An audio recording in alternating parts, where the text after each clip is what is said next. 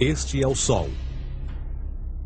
Desde o ano 10.000 a.C., a história abunda em pinturas e escritos que refletem o respeito e a adoração dos povos por este astro. E é simples entender o porquê, com seu aparecimento todas as manhãs, trazendo visão, calor e segurança, salvando-os do frio e da escuridão da noite repleta de predadores. Sem ele, todas as culturas perceberam que não haveriam colheitas nem vida no planeta. Estas realidades fizeram do Sol o astro mais adorado de todos. Todavia, muitos estavam atentos também às estrelas. As estrelas formavam padrões que lhes permitiam reconhecer e antecipar eventos que ocorrem de tempos em tempos, tais como eclipses e luas cheias. Eles catalogaram grupos celestiais daquilo que conhecemos hoje como constelações. Esta é a Cruz do Zodíaco, uma das mais antigas imagens na história da humanidade. Ela representa o trajeto do Sol através das 12 maiores constelações no decorrer de um ano. Ela também representa os 12 meses do ano, as 4 estações, solstícios e equinócios. O termo zodíaco está relacionado com o fato das constelações serem antropomorfismos ou personificações, como pessoas ou animais. Por outras palavras, as primeiras civilizações não só seguiam o Sol e as estrelas, como também as personificavam através de mitos que envolviam seus movimentos e relações.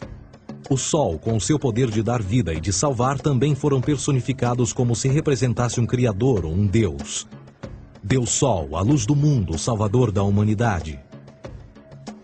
Igualmente, as 12 constelações representaram lugares de viagem para o Deus Sol e foram nomeados por elementos da natureza que aconteciam nesses períodos de tempo. Por exemplo, Aquários, o portador da água que traz as chuvas da primavera.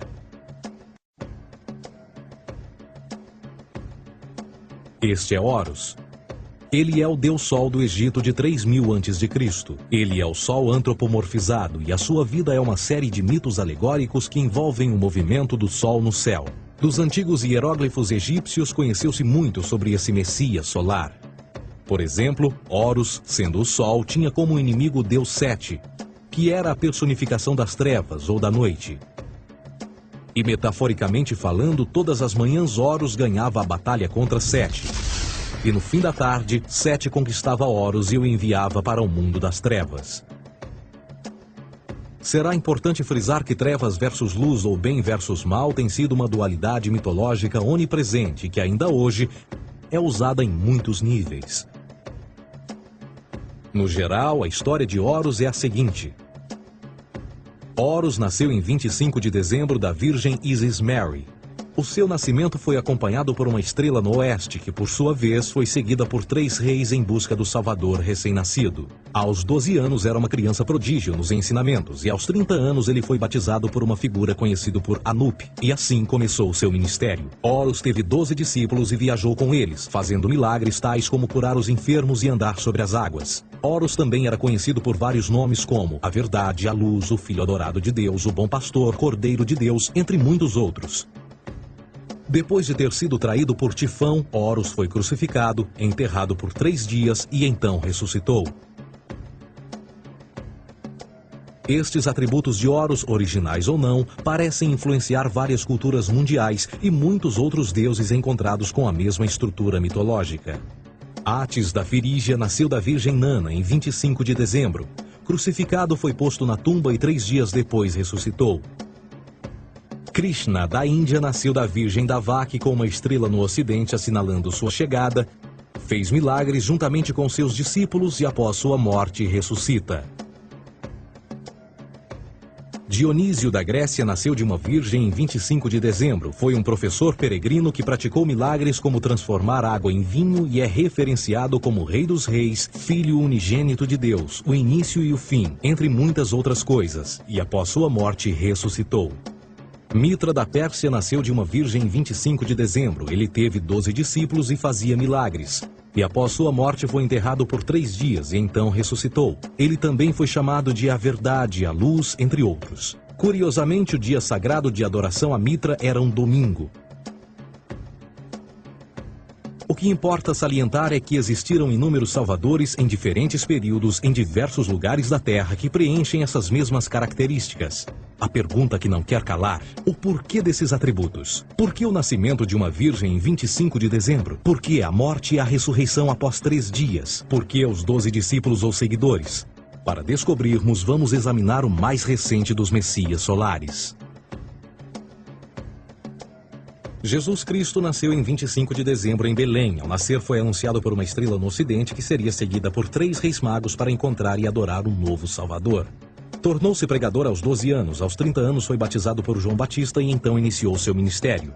Jesus teve 12 discípulos que viajaram com ele praticando milagres como curar doentes, andar sobre a água, ressuscitar mortos. Ele também é conhecido como Rei dos Reis, o Filho de Deus, a luz do mundo, o início e o fim, o Cordeiro de Deus, entre muitos outros. Depois de ter sido traído por seu discípulo Judas por 30 moedas de prata, ele foi crucificado, posto em uma tumba e após 3 dias ele ressuscitou e ascendeu aos céus. Em primeiro lugar, a sequência do nascimento é completamente astrológica. A estrela no ocidente é Sírius, a mais brilhante do céu noturno, que a cada 24 de dezembro se alinha com outras 3 estrelas brilhantes no cinturão de Órion. Essas 3 estrelas brilhantes são chamadas hoje, como eram na antiguidade, 3 reis, 3 Marias no Brasil e Portugal. Os 3 reis e a estrela mais brilhante, Sírius, todas apontam para o nascer do Sol em 25 de dezembro.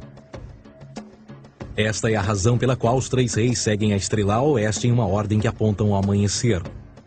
O nascimento do Sol.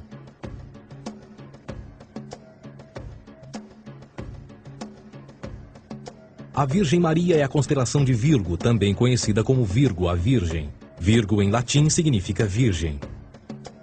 Virgo também é conhecida como a Casa do Pão. E a representação de Virgo é uma virgem segurando um feixe de espigas de trigo. Esta Casa do Pão e o seu símbolo das espigas de trigo representa agosto e setembro, a época das colheitas. Por sua vez, Belém é a tradução ao pé da letra de a Casa do Pão. Belém também é a referência à constelação de Virgem, um lugar no céu, não na terra.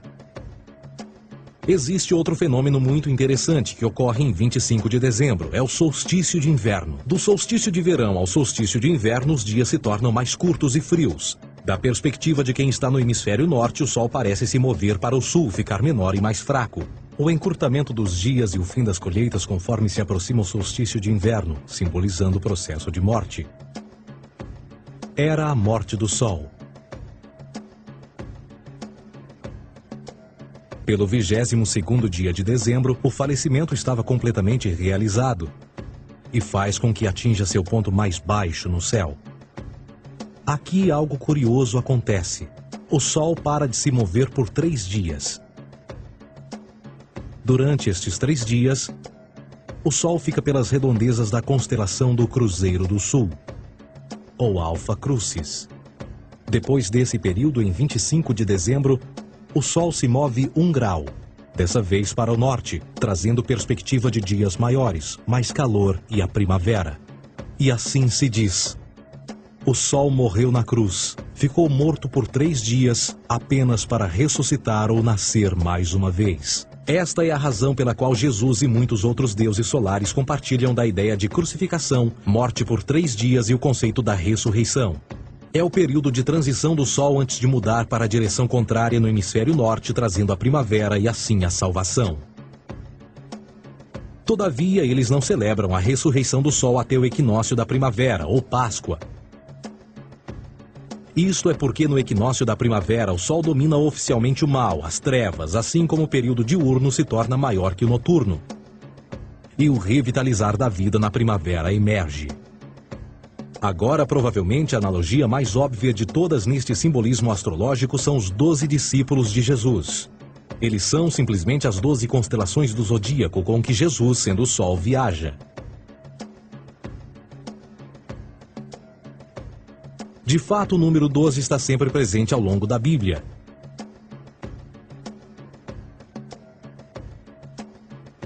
Voltando à cruz do zodíaco, o elemento figurativo da vida é o Sol. Isto não é uma mera representação artística ou ferramenta para seguir os movimentos do Sol. Era também um símbolo espiritual pagão. Uma logografia similar a isto. Isto não é um símbolo do cristianismo. É uma adaptação pagã da cruz do zodíaco.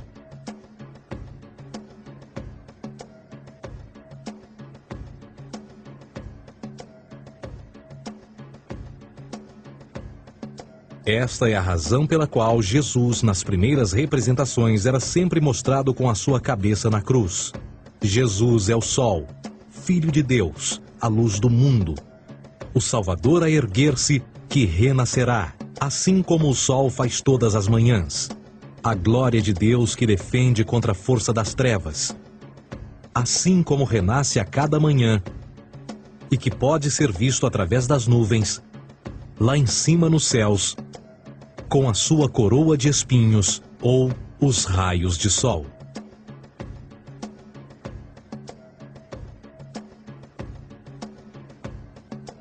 Agora, nas muitas referências astrológicas ou astronômicas na Bíblia, uma das mais importantes tem a ver com o conceito de eras. Através das Escrituras há inúmeras referências a essa era. Para compreender isto, precisamos primeiro estar familiarizados com o fenômeno da precessão dos equinócios. Os antigos egípcios, assim como outras culturas antes deles, reconheceram que aproximadamente de 2150 em 2150 anos, o nascer do Sol durante o equinócio de primavera ocorria num diferente signo do zodíaco. Isto tem a ver com a lenta oscilação angular que a Terra tem quando roda sobre o seu eixo. É chamado de precessão porque as constelações vão para trás, em vez de permanecerem no seu ciclo anual normal. O tempo que demora cada precessão através dos 12 signos é de 25.765 anos. Este ciclo completo é chamado também de Grande Ano, e algumas civilizações ancestrais sabiam disso. Referiam-se a cada ciclo 2.150 anos como Era. De 4.300 a.C. a 2.150 a.C. foi a Era de Touro. De 2.150 a.C. a 1 d.C. foi a Era de Áries. E de 1 d.C. a 2.150 d.C. é a Era de Peixes, a era que permanecemos nos dias de hoje. E por volta de 2150 entraremos na nova era, a Era de Aquários. Agora, a Bíblia refere-se por alto ao movimento simbólico durante 3 eras, quando se vislumbra já é uma quarta. No Velho Testamento, quando Moisés desce o Monte Sinai com os 10 mandamentos, ele está perturbado ao ver sua gente adorar um bezerro dourado. De fato, ele até partiu as pedras dos 10 mandamentos e disse a todos para se matarem uns aos outros para purgarem o mal. A maior parte dos estudiosos da Bíblia atribuem esta ira de Moisés ao fato de os israelitas estarem adorando a um falso ídolo ou algo semelhante. A realidade é que o bezerro dourado é o Taurus, touro. E Moisés representa a nova era de Áries. Esta é a razão pela qual os judeus ainda hoje assopram com o chifre do carneiro. Moisés representa a nova era de Áries. E perante esta, todos têm de largar a velha. Outras divindades, tais como Mitra, marcam essa transição também. Um deus pré-cristão que mata o touro, na mesma linha simbólica. Agora Jesus é a figura portadora da era seguinte à de Áries, a Era de Peixes. O simbolismo de peixes é abundante no Novo Testamento, assim como Jesus alimenta 5.000 pessoas com pão e 2 peixes. No início do seu ministério, enquanto caminhava ao longo da Galileia, conhece 2 pescadores que o seguem. Agora reflita se voltar a ver um adesivo em formato de peixe escrito Jesus na traseira dos carros. Poucos sabem o que aquilo no fundo representa. É um simbolismo astrológico pagão para o reinado do Sol durante a Era de Peixes. Jesus assumiu também que a data do seu nascimento é também a data do início desta era. Em Lucas 22:10, quando Jesus é questionado se a próxima passagem será depois de ele ir embora, Jesus responde: Eis que quando entrardes na cidade, encontrareis um homem levando um cântaro de água. Segui-o até a casa em que ele entrar. Esta escritura é de longe a mais reveladora de todas as referências astrológicas. O homem que leva um cântaro de água é Aquários, o portador de água, que é sempre representado com um homem despejando uma porção de água. Ele representa a era depois de Peixes, e quando o Sol, Filho de Deus, sair da era de Peixes, Jesus, entrará na casa de Aquários, e Aquário é antes de Peixes na precessão dos equinócios. Tudo o que Jesus diz é que depois da era de Peixes chegará a era de Aquário.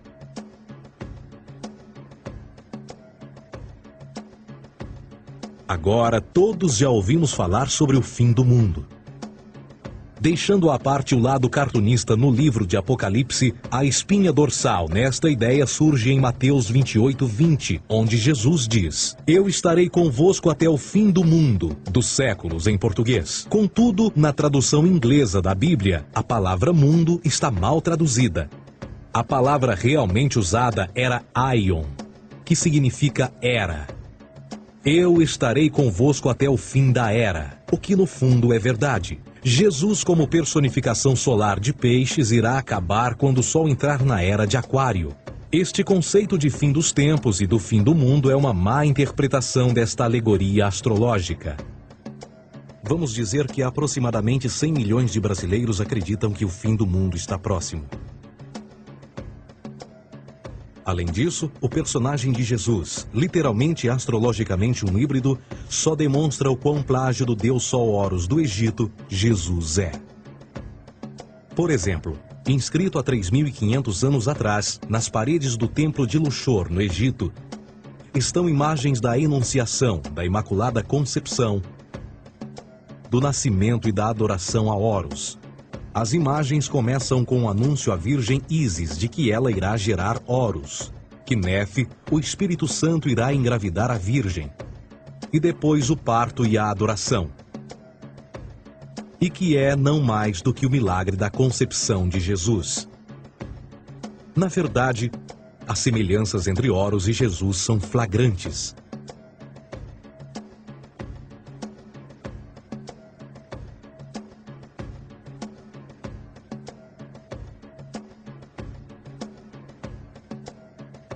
E o plágio continua.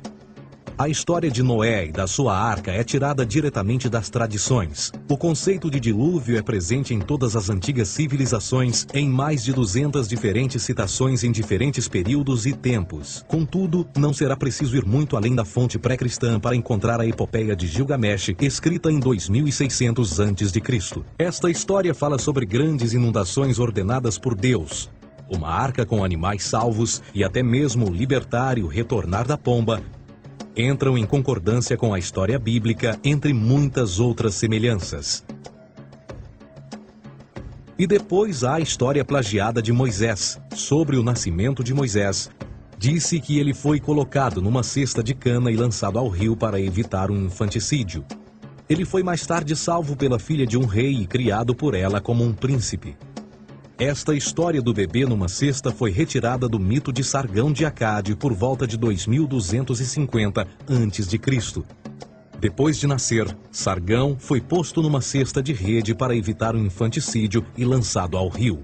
Foi depois salvo e criado por Aqui, uma esposa da realeza Acádia. Além disso, Moisés é conhecido como legislador, portador dos 10 mandamentos e da lei mosaica. Contudo, a ideia de a lei ser passada de um deus para um profeta numa montanha é também antiga.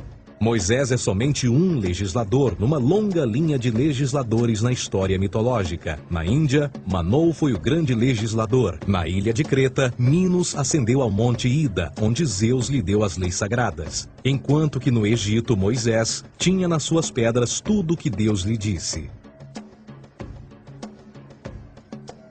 E no que diz respeito a estes 10 mandamentos, foram retiradas a papel químico do feitiço 125 do Livro dos Mortos do Antigo Egito. O que é que o Livro dos Mortos dizia? Eu nunca roubei, tornou-se tu nunca roubarás. Eu nunca matei, tornou-se nunca matarás. Eu nunca menti, tornou-se nunca levantarás falsos testemunhos. E por aí adiante. A religião egípcia é, no fundo, a base fundamental para a teologia judaico-cristã.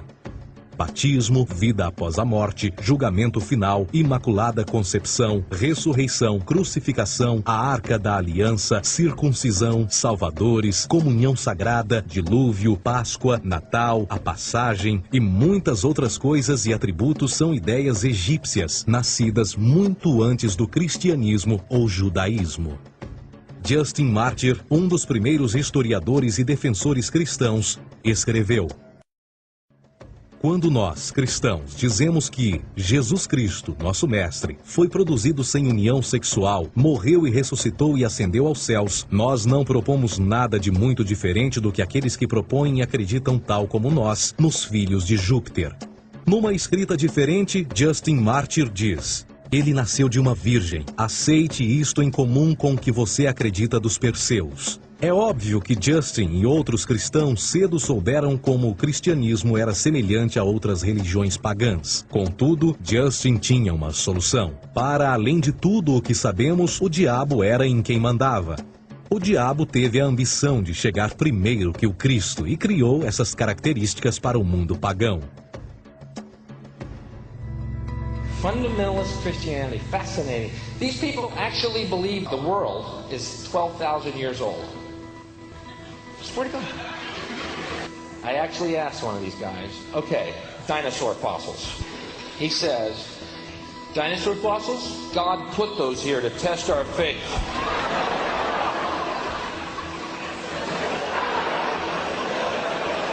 I think God put you here to test my faith, dude. A Bíblia não é nada mais do que um híbrido literário astroteológico, tal como todos os mitos religiosos que os antecederam. De fato, o aspecto da transferência de atributos e umas personagens para as outras é facilmente reconhecida no próprio livro em si. No Antigo Testamento há a história de José. José era um protótipo de Jesus. José nasceu de um milagre, Jesus nasceu de um milagre. José tinha 12 irmãos, Jesus tinha 12 discípulos. José foi vendido por 20 pratas, Jesus foi vendido por 30 pratas. Irmão Judá sugere a venda de José. O discípulo Judas sugere a venda de Jesus. José começa os seus trabalhos aos 30, Jesus começa aos 30 também. Os paralelismos continuam. Além disso, haverá algum registro não bíblico da existência de mais alguém chamado Jesus, filho de Maria, que viajou com 12 seguidores e curou pessoas? Existiram muitos historiadores que viveram no Mediterrâneo durante esse mesmo período e até mesmo após a presumível morte de Jesus. Quantos desses historiadores fizeram relatos sobre a sua figura? Nenhum. Porém, para sermos justos, não significa que os defensores da existência de Jesus nunca tenham reclamado o contrário. São particularmente 4 referidos como pioneiros sobre a teoria da existência de Jesus: Plínio o Jovem, Suetônio e Tácito. Cada uma das suas máximas consiste apenas em algumas frases em que, na melhor das hipóteses, se refere a Christus ou Cristo, e que na realidade não é um nome, mas sim uma titulação. A 4ª fonte é Joséfo, cujos documentos ficou provado terem sido falsificados séculos atrás e, para infortúnio da humanidade, por muitos ainda visto como verdadeiros. Poderá alguém ter se aproveitado das ideias renascer dos mortos, a ascensão ao reino dos céus e a prática de milagres e que a partir daí tenha começado a surgir nos registros históricos? Não, porque uma vez pesadas as evidências, há grandes probabilidades da figura conhecida como Jesus nunca sequer ter existido.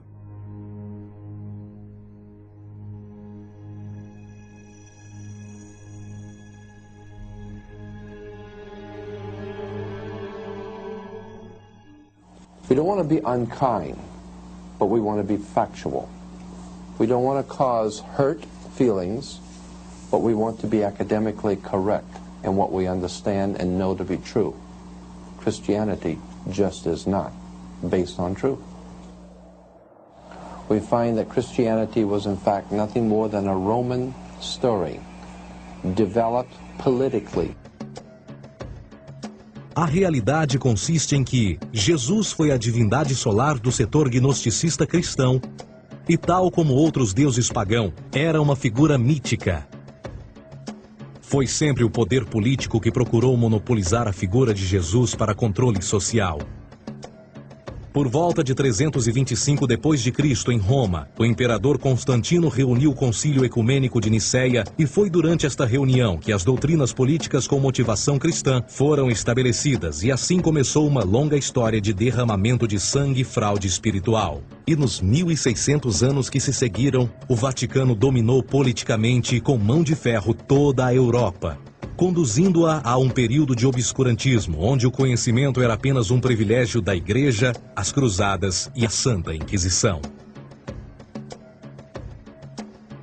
O cristianismo, bem como todas as crenças teístas, são a fraude desta era. Serviu para afastar os seres humanos do seu meio natural e da mesma maneira uns dos outros. Sustenta a submissão cega do ser humano à autoridade. Reduz a responsabilidade humana sob a premissa de que Deus controla tudo e que, por sua vez, os crimes mais terríveis podem ser justificados em nome da perseguição divina. E o mais importante, dá o poder àqueles que sabem a verdade e usam o mito para manipular e controlar sociedades. O mito religioso é o mais poderoso dispositivo já criado e serve como base psicológica para que outros mitos floresçam ou justifiquem.